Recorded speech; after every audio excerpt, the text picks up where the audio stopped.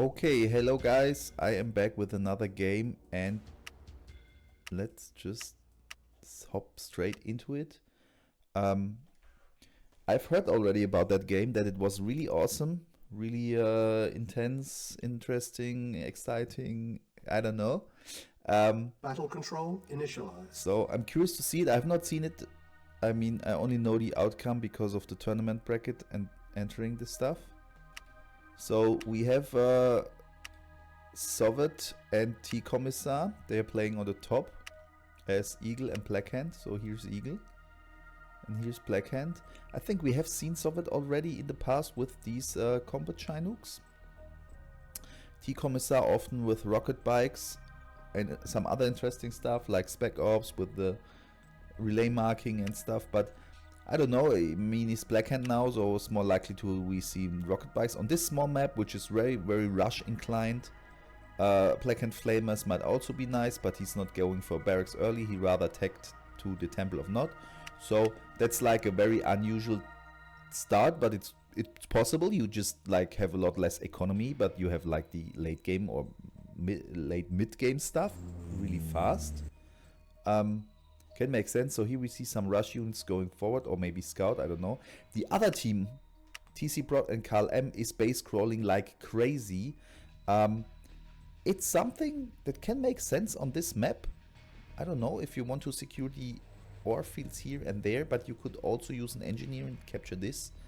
On this side, of course, very hard because that player is close. On this side would be quite easy because that's your natural expansion. So we don't see the rush here, I think.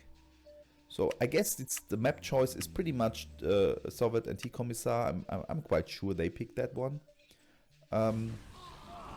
Okay, here we see rush with vehicles from Scrin. Makes a lot of sense. He has anti-infantry. That's great. I think he should win that. Blackhand troopers are really good, but these guys here are counter to it, because they're not infantry. I mean, they're light, so the Blackhand trooper deal some damage. Oh, we have a force shield here. On the other side, there is a rush going on as well. It looks really good for Tcprod and Carl M. The flaming goes crazy. He should really take out the Blackhand guys. On the other side, just taking out an oil derrick. Not too much happening here. We have the first combat Chinook, and that is the game changer in my opinion. Let me just, for a short moment, stop the match. I think the disc channeler tanks, they do a lot of damage, really good guys, but I think it's not the right thing here, because they are no heavy vehicles for the Nod player, and the combat Chinook counters everything that's here. So I think that rush will stop soon and will be then, I think, a failure. But as this guy has not much economy, I think he can recover really fast from this. On the other side, we don't know yet what's going on, but we already have a scout vehicle being taken out here. So getting 3 of the combat Chinooks early can be really hard. It's like 10k money in it, so wow. But let's go on. So these rush here to support against this attack. Yeah, the heavy tanks are taken out really fast by the missiles. Another one is coming in for the suicide. No, he's turning around. He realized this is not going to end well. He needs to get infantry that can shoot on air. That's a counter to these guys, as they're not dealing really much damage against that. The scout tanks will be obliterated by this as well. It's an interesting pick to have the scout tanks, but I think in this case it's the wrong pick. The anti-air buggies here, I don't know why he's building them, because we don't have any air yet on the field. Oh my god, he's rushing in all his units for the certain death. He should really get out here. He gets some anti-air. The problem is these multi-purpose drones, they are good against air, that's true, but they are also vehicles, and even light vehicles, against which these combat Chinooks are really good. So maybe we should not do that. Yeah, that's the right thing. Cryo rocket soldier, they counter these guys. The Nod bikes here, as expected, are there. He needs PDL to defend that, otherwise I think he will be outplayed by mobility of the guys. So wow, the guys have really many units, but they cannot translate that into success, into damage. So if we just pause again, on this field The rocket bikes just outplay these guys because they are mobile and shoot farther. If he has enough vision range with the buggies, it's not a big deal. He can shoot on them, kite them, go back and forth, hit and run. That's a certain death for the guys. On this side, the army is really big and good, but it's a bit too, like, I don't know.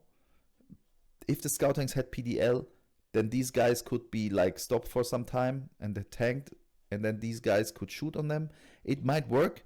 The Creo rocket guys, they are the solution here. If he just pushes in slowly and takes out the Chinooks, it would work. The Creo guys shoot and kill. But the problem is he will build infantry, and he has no answer to infantry. So his unit composition here is not optimal. I mean, he's still lucky because the combat Chinooks could just go around and kill all the harvesters. He could just use his mobility and completely crush his economy. Maybe he's not doing that because he's a bit afraid that he will be crushed by this, and yeah, the 3 harvesters are in danger. So they're just going for like a funny back and forth game. The engineer is taken out. Now we see some interlopers against air. That's the right answer, or it's one answer to the combat Chinooks. It's totally useless against the rocket bikes.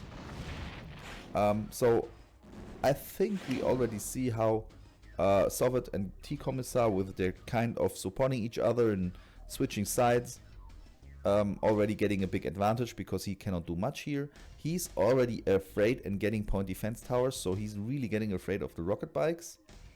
And on the other side,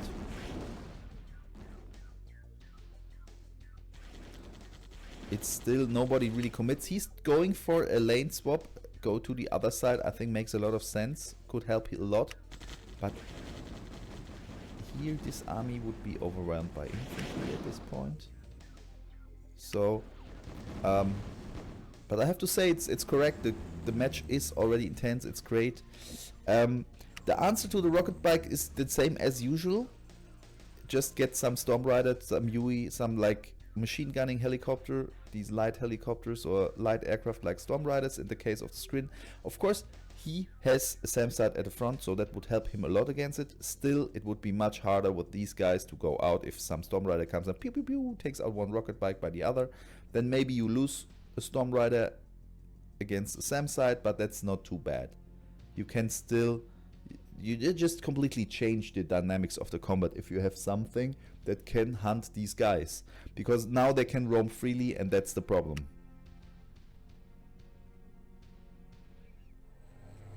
And that's what we see again here. Oh, what the hell. Yeah, I thought like, why is he not engaging? Oh my god, that's stupid because they could fire back, but he's not doing it. He's going for the airstrip. Does he have PDL? No, he does not. I don't think that's gonna work. The idea is something that Karl M is doing quite often, and he's very successful with these types of things when he just pushes through with a Scrin. Usually when he does that, we see Devourers. Here we see the Harvester version, the Disc Channeler tanks, the Range Corruptors, and he's pushing through and just going for some buildings, just do some damage, and the enemy cannot keep up. In this case, the rocket bikes are faster, so he can keep up. These guys can also mop up the guys. I don't know if these 2 interlopers will be sufficient. I guess not. So also he's not really helping here. Yeah, I think that rush will just be a waste of units mostly. Maybe he killed one of the radar station, not even that. Yeah, that was a complete failure, and that's because he's trying to apply a pattern that works against some players, like slow GDI armies. Makes a lot of sense, but this agile NOD army is prepared for that, together with the fast GDI aircraft. I think Tcprod is doing quite well here, just pushing in. The rocket soldiers, these are the guys they should shoot on the aircraft. These are EMP ones. Is absolutely not gonna help against the rocket infantry. I think if he just gets some PDL, he could just mash through and kill everything, but he does not. I think we have seen that grave mistake already in the past. He's stuck on early game units. His opponent is on mid game, late game stuff. I mean, let's say mid game. And that's a big advantage for the opponent. The MLRS, I think, are a good answer to the rocket soldiers. Still with some PDL favors on his side. Get some spec ops maybe in, then your Creo rocket guys can shoot farther. But yeah, that's that. What can we do? Maybe here it looks better. No, it does not. It's still being kited. I think the harvesters have the Ruiner, so they are the guys with the ground-based artillery, the Scrins that have like the shooting the green projectiles artillery. That might be a unit that makes a lot of sense here, because you outrange the rocket bikes. The rocket bikes are really squishy, so this does not work. He has an anti-heavy tank, and he's trying to fight these light boys with an anti-heavy tank. This is not going to work well, and I think he's about to lose now. It's a surprising change of events, because usually we have seen Karl M to be the really strong player and Tcprod to be a bit behind, but now it looks different. Tcprod is rather the one who's carrying this team, but I guess it's looking really bad because he's not willing to go on attack center. He has attack center, but sadly is building the wrong units. Now we have some Storm Riders. That's a good addition. Unfortunately, he has a lot of anti-air buggies, so it's not going to work, I guess. The Ruiners might be a good answer here. Maybe even Devastators, but Devastators are air units, easier to take out. Ruiners would be nice. Just get some PDL and Ruiners. I mean, he could still be building these channeler tanks as like blockers with some... Yeah, that's sad. The aircraft flies straight into the anti-air buggies. They should have come from this side, and I could have taken out a few of the rocket bikes. Now you can also take out a few in the front. Yeah, he's gonna do that. Why not? That's cool. But don't fly into it. You already know there's these guys. So now you're being taken out. Okay, I think this side is looking absolutely horrible for a Scrin player. Here, this gets more interesting. The type of engagement is also horrible. He should focus these guys down with the scout tanks. It's completely gonna work, and then everything else just fights against air. That's the way you do it. If your Creo soldiers shoot the aircraft, then there's absolutely nothing he can do. So, okay, nice. It's a horrible situation for the GDI player. Here it's horrible for the Scrin player. He absolutely overcommitted to aircraft. The EMP Orcas are nice, but the problem is the combat Chinooks are mostly the same kind of thing as the Orcas with the EMP. I mean, they do deal a lot more damage. The EMP Orcas can take out units. So against the IFVs or the multi-purpose drones, they're no longer IFVs. I think the Orcas would shoot on them, and the EMP disables the unit, but it cannot disable rocket soldiers. This is the big threat for the aircraft, and that's why this is not a really good addition. It's really good against other aircraft. If the missiles hit other aircraft, they disable it and they fall down to the earth. If they're not airships like the Scrin ships or like Kirovs, this kind of things, they don't fall down to earth. What the hell is going on here? This unit should not live on the cliff. I don't know how this works. Maybe some reinforcements dropped it there and there was no collision check. I don't know. Scrin is gonna die here.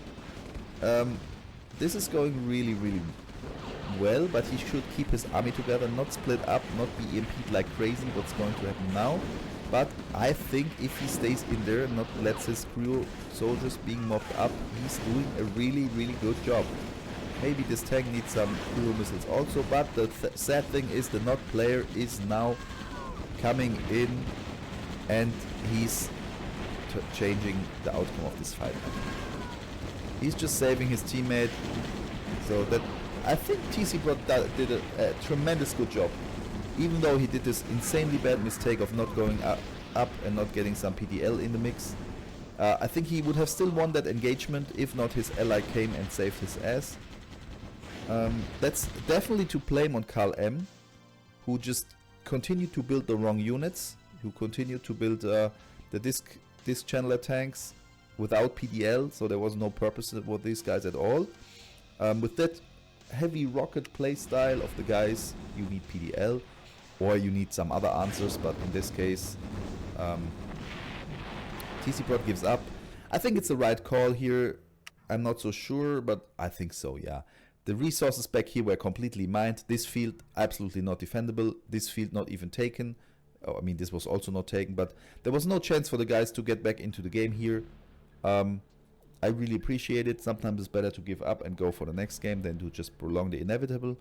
after they lost this engagement. They could have won the game with that engagement because Scrin player was still up and he could have gone for that field down there. If the Scrin player would at least had a stalemate against the NOD, just so both armies wipe out each other. But in this case, with a crushing defeat, I don't think it was possible. But with this game, I still have to say it was really great, really interesting. We saw some awesome team play on the top team. Yeah, really nice. So absolutely deserved to win this. Really great style. Let's go for the next game. I'm really curious to see what's going on there. Will Tcprod be again be the stronger player of the two? That's something that surprises me a lot. But he finally has to learn that you cannot stay on early game units the whole game. That's something that's really important. Yeah, that's the second game. Let's go. So I'm pretty sure this is the map pick of Tcprod, or more like Carl M. Because this is a map where Scrin airships usually quite strong. It has changed a little bit in the past, in the recent games, because people found out that on water you can build very strong Aegis cruisers, maybe even the Scorpion tanks, not too bad. It's something that has at least lifted a little bit the Scrin dominance. Also some factions that really had problems with Scrin airships got above it with their anti-air capabilities. So needed to wait 3 minutes for my radar because I sucked at my build order. Yeah, that's true. The build order really sucked in the last game.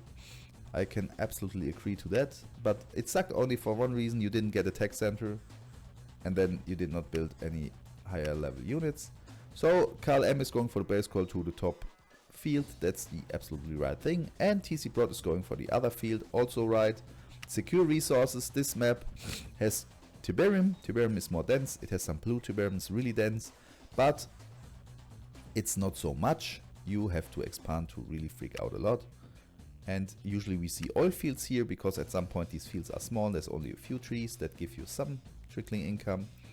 So we'll see. Here we don't have someone taking the blue field. That's a mistake. You should go for it. It really helps you in the early game. You can base crawl. That's why we deactivated the base build radius of the construction yards. So we have base crawling, because actually base crawling is really cool. Sometimes people who do game dev and who decide to make games like these, they decide we must stop base crawl. We need this, and then I think it was invented in Generals. No, in Generals you have the things moving around. Maybe in Red Alert 2 it was there. No. I think in Red Alert 2 you could base crawl, but the distance of buildings apart from each other was really small. So maybe it was only CNC3, Kane's Wrath, or Red Alert 3, where like you had a building radius around your MCV and you could not build past that and needed to expand then. I think it's absolutely an unnecessary feature. The projectiles don't hit the fast moving buggy, so great scouting action here. I'm not so sure if the guys found really valuable information, because they only saw these buildings, not saw this, and this is quite obvious stuff. I don't know if you need so many warp spheres on that map. Maybe you need it if you want to go for MCVs fast and expand to with oil derricks and everything, but you can still do that later, because you have to survive early rushes also. I'm not so sure what's going to happen here. It looks like Sovet is going for the combat Chinooks like crazy again. That might be a devastating rush also. We have to look. Currently, yeah, we have some of these towers, but he could just go around and take out some buildings here, but here's another one. So there's already quite nice coverage of anti-air. Same goes here. Maybe it's a bit no, it's okay. It's a bit too much to the front maybe, but it's fine, it's fine. Okay, now we see some other kind of rush. We have rocket bikes incoming from TeaCommissar.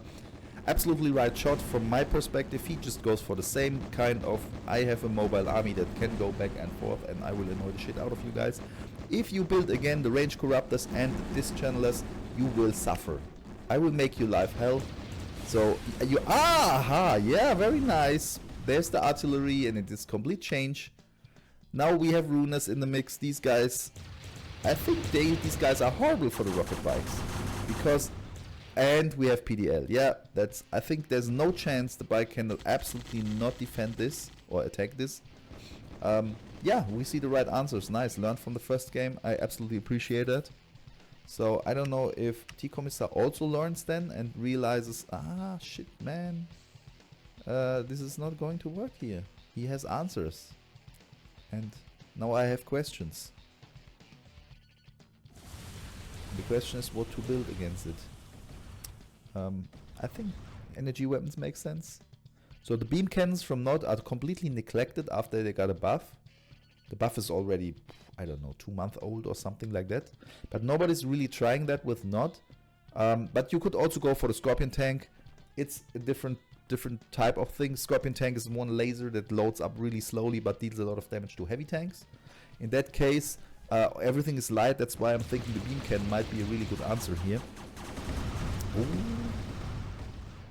But the beam cannons would also suck against the Ruinous, so maybe the Scorpion tank's a better answer. I don't know. We have EMP Orcas again. They could also be a quite nice answer to Scrin air units. But this game is looking like a stalemate. Okay, now we already see the Aegis cruisers.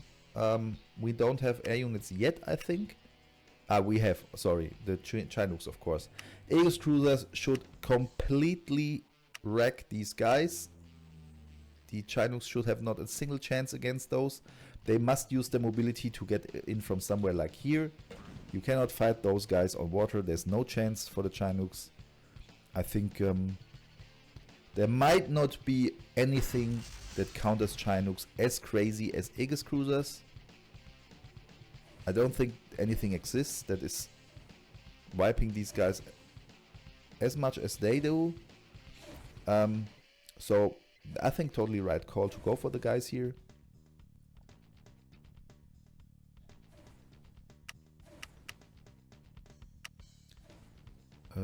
Okay, we have flamers. Yeah. That's a better answer than what I said. I think the heavy flame tanks make more sense than the Scorpions because they are good against the light units. I mean, it doesn't look exactly like that because if we go here, we can read like infantry 180%, so it's a really infantry killer.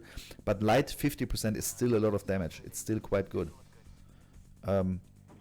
Heavy is really bad with 25% and fortified with 30%, so it's not so good. But these guys are really tanky. Not so expensive. They did quite a lot of damage with the flames. Oh, the rocket bikes really go for the Aegis cruisers. How funny is this? No, yeah. But these guys, I don't know if this is going to end well. He could try to EMP all of them, like take one on each and hopefully get everyone, because if one survives, all your aggro don't die. But he just lost all the Orcas. That was absolutely horrible. We still have a lot of Chinooks here that are not in the fight. I am really curious. So Tcprod is building the right stuff. Now the Chinooks, they could really mop up everything here. There's no anti-air in the mix, only these guys, but they had to go over there. It's a really big army, man. I think they should absolutely win this. Guys are not on water yet. Oh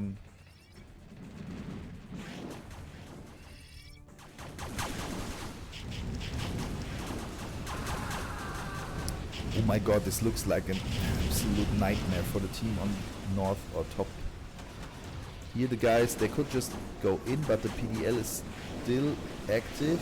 The Storm Riders will be taken out, I think, because so many Chinooks. The pressure is on. If the guys would just not split so much and keep their shit together, it would be much smarter, I think.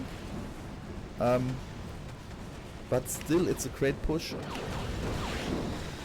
Chinooks are in. The anti-air cannot shoot up here. So I think the Chinooks gonna save the day again. It's a really strong push. He's trying to get the Aegis cruisers there so they can shoot on it, but it's not working like that. Maybe he should get the guys more over here, but it's really hard. I mean, they shoot sometimes, and I guess they inflict some damage, but it's not so easy there. Some of those now. If they can hold this field, That's a really big advantage. Usually this leads to win on this map if you prevent your opponent from getting these precious resources here. It's looking absolutely horrible for the team on top. They have now realized we need also these Aegis cruisers. We need something. We must act if we want to live in a different world. So the Spectres here, I think it's not the worst answer, but I think they are more anti-infantry, and the Ruiners are a little bit better in that fight, especially because he has PDL in the mix and he does not. So any artillery fight you need PDL to win or to have a big advantage. If you just go artillery, well, the artillery is still on a bad position with Spectres against artillery that's a little bit better against vehicles. So these are really good against infantry, and the Bungees are taken out by Eurofighters. That was a good call. However, he committed too deep into the enemy. So really interesting fight here. I think they want to consolidate now on this area here where the Aegis cruisers cannot go in. I think really strong by Sovet to not just be an idiot and go into the anti-air ships. He did it once, he learned his lesson. Here's his Recon coming. They have Aegis cruisers now themselves. Really good job by Sovet. And I think but the pressure is so much, so strong. I'm really curious if they can defend this, keep up with it. So some units just went through but did not really achieve anything in crazy match. So we have some satellite of the Allies going up and looking at the whole map.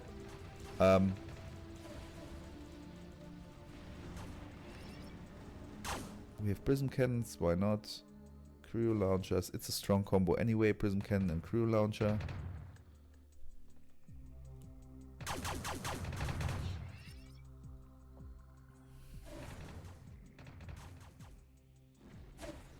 I think Karl M is running out of resources, so all derricks are... No, these are all derricks by Tcprod.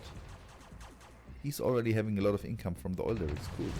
So it looks really good. But will they be able to handle this naval army here that is now for an invasion on this flank? Is crucial. If we look at the income, I guess it's quite clear. Yeah, Sovet is mining these fields like crazy. Karl M was doing very well, but now the fields are dry.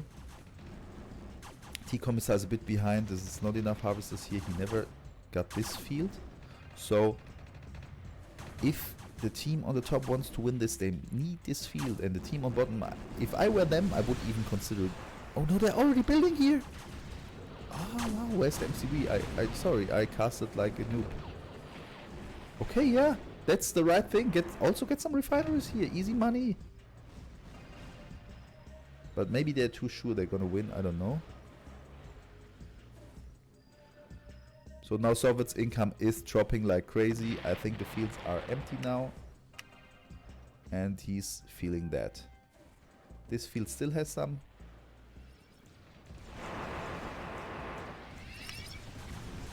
So they are pushing now, go in. Oh my god, that's so many aircraft. Wow, there's so many of these guys. I don't know how they will perform, because usually we don't see this type of play. It's very rare that someone commits like this crazy to the aircraft. Oh my god. This is so crazy. Okay, not bad. I'm curious about the aircraft. So they're really retaliating now, and they're like, no guys, you're not going to take our island. Crazy man. The Hailstorm Allies, I mean, they might be good at taking out PDL. So they're retreating a little bit and realizing, oh, not so easy to keep. Get a refinery and mine this field, man. It's free money. It's free real estate. Oh my god, what happened here?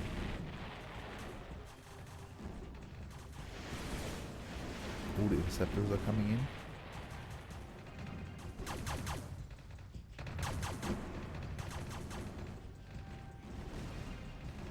What a match. The guys were really winning, but it looks like the others have consolidated. Sovet and TeaCommissar are able to hold this, and now they have a crazy navy. Really crazy navy to turn this around potentially. And the artillery here is wrecking as well. Oh my god. There's bombardment getting into the Spectres.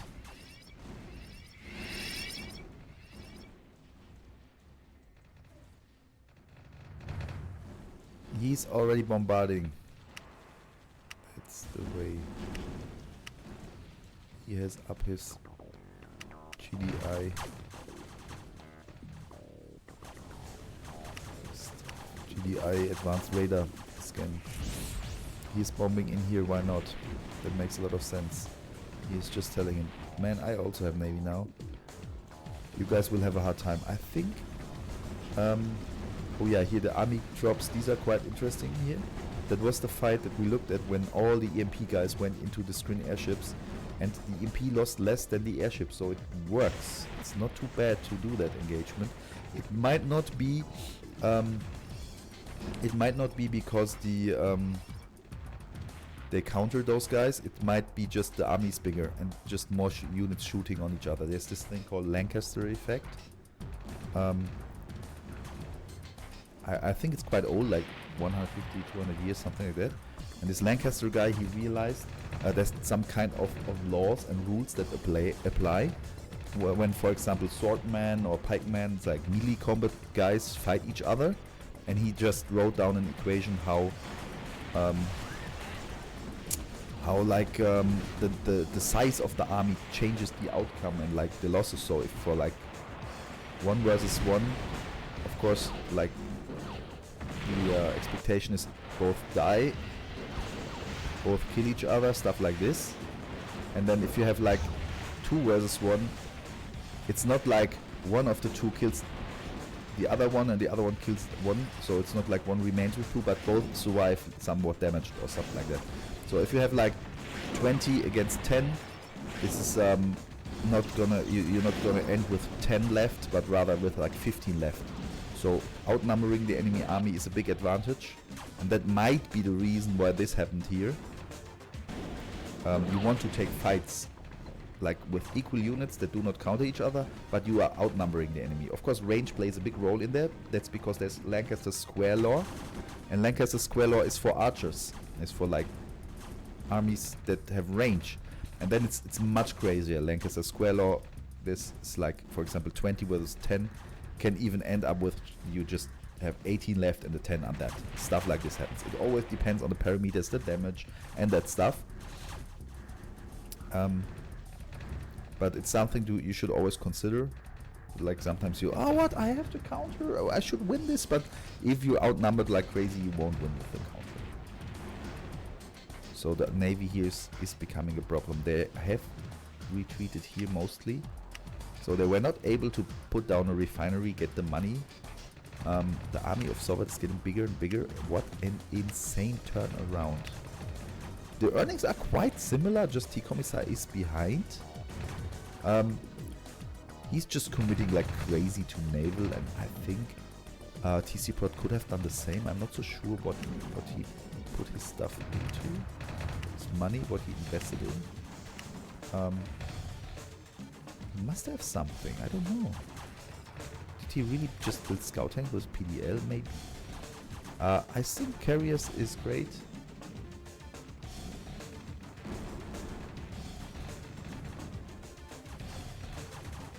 Okay, he's building a few Eurofighters. Okay, fine.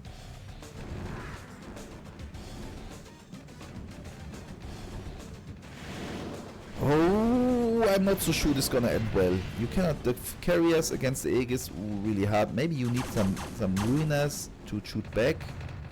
I think the big goal here is to get navy as well. I think there's two grave mistakes. The guys really pushed through so good in the early game or mid game, and now they're getting mopped up because they failed to build navy themselves and just put here and shoot over there with cruisers and do the same crap as the others do. like if he is like shooting with the cruisers there and back and forth, and both teams shoot at each other, because now he's just wasting his units against a lot of cruisers. Yeah, that's horrible. It's horrible. It's a horrible engagement. Guys, you should have learned now. You lose against this insane water-based artillery fire. All your army, don't send in more. Are you crazy, guys? Yeah, you can land a few shots here, but on the long run you're gonna lose this. On the long run it's not going to end well. You're losing your whole army now, guys. It's absolutely crazy to do. I mean, still a lot of stuff gets through, but on the long run this is not going to end well.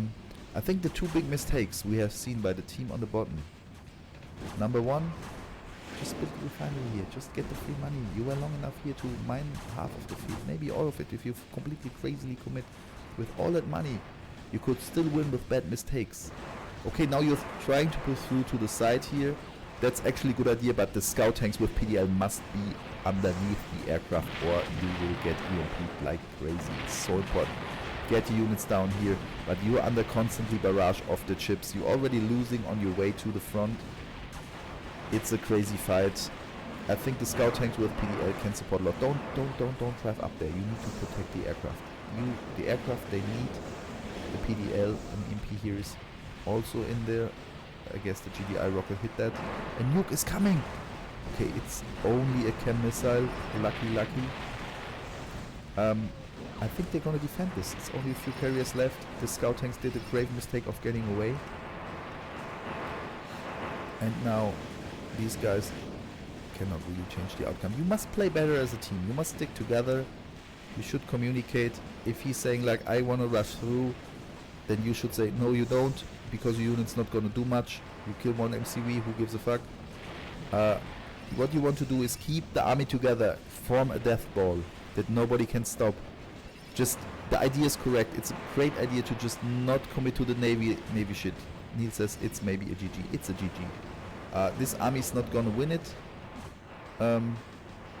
But the navy is insane. I think the team on top has consolidated now. I don't know.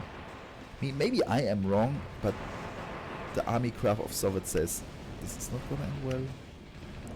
The earnings graph says maybe it's okay, maybe you can hold out, but oof, the army, like these armies dropped like crazy, and Sovet lost stuff, but it is not a big problem.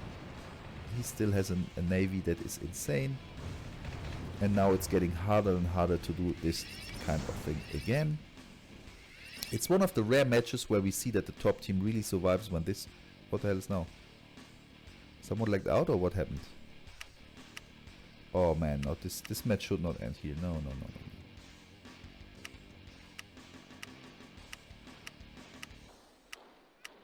Oh, that's really sad. Where's the replay? Well, why is it stopping? Did I stop it? No. I think someone sent me the replay of this match, and maybe Niels, I don't know, and he dropped out at this point. Maybe someone else left the game. I have no idea. Okay, yeah, that's so sad, because I'm really curious to find out what it's. Maybe it's a very good cliffhanger. I don't know.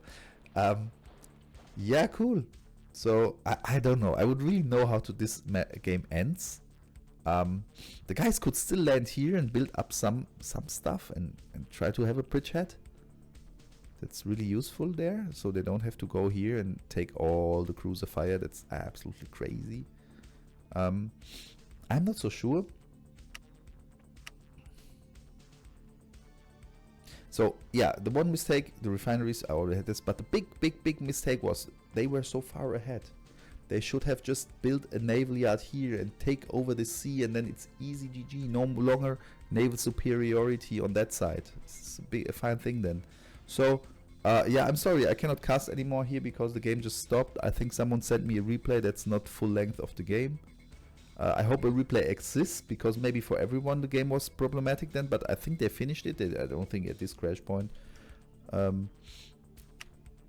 it ended. So yeah, I'm out for this. I hope I can give another video, or I will show it how it ends, because really interesting here. But yeah, well, sorry, bye bye. cliffhanger, ultimate cliffhanger. So actually, it's really sad. I have the replay also now from someone else, and also another version.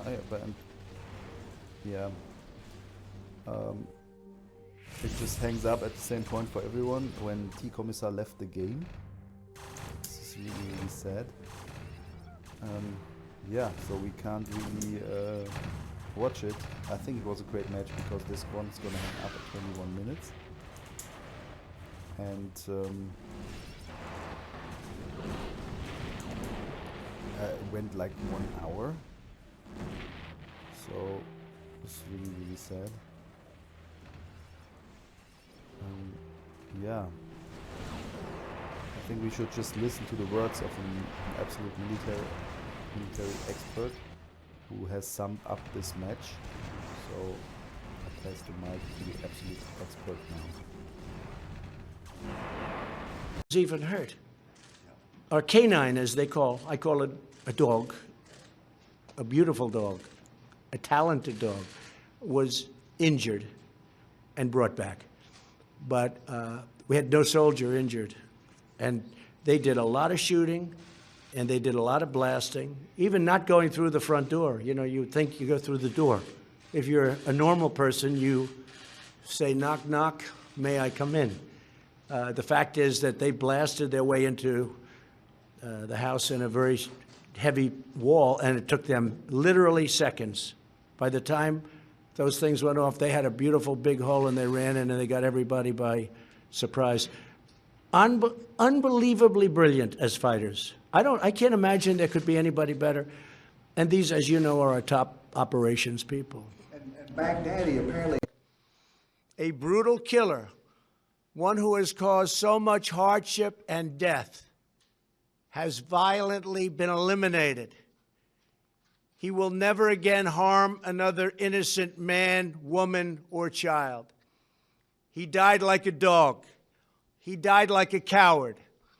The world is now a much safer place.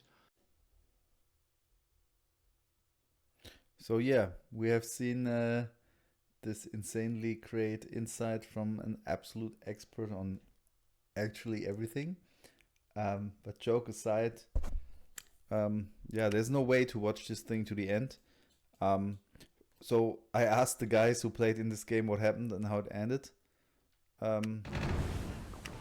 Yeah, I would have loved to see it. It's not possible as it seems, since somehow OpenRA bugs out replays once the player has a disconnect. I think we had this problem already once, but it was not a thing there. Here it's said. Yeah, so basically this blue player controlled the whole mid with all the naval. His income, I think, was already top here at that point in the game. But I mean, there's still some minutes until the disconnect, and I think he will be the one with the most income. So the thing is, the teal player here wins. Sovet wins against the other two in the 1 vs 2. That's impressive as hell. From what I heard, so he controlled the whole middle, and once he controlled this, he started pressing tanks through the middle and doing ground stress here. I don't know if the team on bottom got chips then finally or not, or what happened, if they just lost the artillery long distance fire against all these cruisers. Yeah, I don't know, but it sounds like they did not really establish a big navy themselves, and then combat Chinooks mopped up the rest after the tanks already pressed in here. Sounds like Soviet did a pretty well job winning this 1 vs 2 here. Really impressive. We have seen this fun here already, but I think the disconnect will also come soon, and then the replay will stop. So yeah, I'm sorry I can't present this. I think we will see more awesome matches, because now only the guys who like reliably present these awesome games here with the mass battles and the strategies like this breakthrough here is not such a bad idea. could have worked, but they lose so much against the ships. We already had all of this stuff. So I think it was an insanely great match. Even until this point it was great. I would have loved to watch like it. I think it went until 1 hour because this replay here even shows 1 hour, but it just stops like in few seconds. I would have loved to watch this game going on for ages. It's maybe a GG. Niels, you are not right here. It's not a GG at that point. So I think we have to disconnect soon. Yeah, here it is. Game is frozen.